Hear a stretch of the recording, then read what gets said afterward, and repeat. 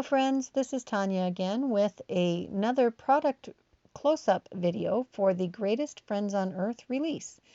This time I'm using the Curtain Call layered stenciling set, and it has several stencils with masks to create a fun theater curtain, or you could use it for any curtain you wanted.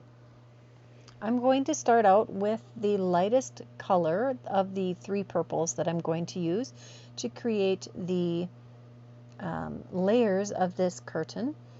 And now I'm going to tape that top edge down. I'm also using my Misty upside down as a magnet platform in order to secure this stencil in place. And I'm using a 5x7 piece of cardstock here because this is a 6x9 stencil set, so it will fit any size card you would like to use it on.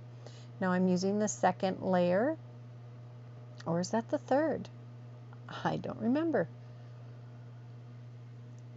That was the third layer. So there's 3 layers for each portion, and there is a mask for the scalloped swags for the top.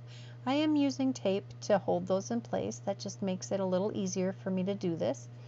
And the whole thing didn't take me more than 5 minutes to ink blend. I did end up taping down the edges of this largest piece also, and it does have little tiny scallops at the bottom for the bottom of the curtain. And you could adjust the height of this any way you would like by shortening up the distance between the top stencils and the bottom stencil. This is piece B, or Curtain Call B. So it's the second piece that you will use if you're doing this in order. Now, in order to do this without wiggling your fine detail pieces, you do best by just going in one direction, not even back and forth, up and down.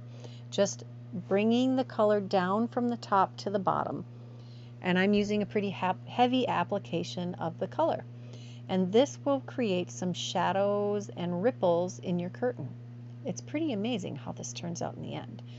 And this is the C piece, so it'll be the third layer that you'll add. And I love that Trinity Stamps labels them this way. There's also some laser etching in there to help you line up the edge of the previous stencil in order to get these lined up perfectly. And with these very fine lines or spaces, that's a little more important. So I'm going to add the darkest of the purples here to create the shadows in the pleats of the curtains to get a fun and really pretty stenciled curtain. I love how this came out. It was a super clever design. And the big reveal. Here is what that stenciled image looks like when you peel all of the tape off. I like that you don't have to keep removing each piece. You can just layer those stencil pieces right over the top of each other. What do you think? I think it's beautiful. I did cut this one down to fit a 6x3 mini Slimline card. I also used that scalloped mask to create a little shadow. And here is an example of that curtain call in the background behind all of that,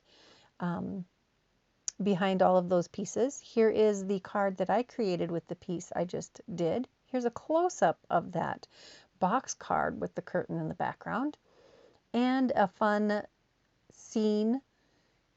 It's a great stencil for scene building, sorry. And one more example. This one is from Cassie Trask, and I forgot all the names on the rest. I'm so sorry, guys. You all worked so hard. If you enjoyed this video, please give it a thumbs up. If you haven't subscribed to this channel, please do that. And there are links in the description box below for the products in this showcase. Until next time, bye-bye.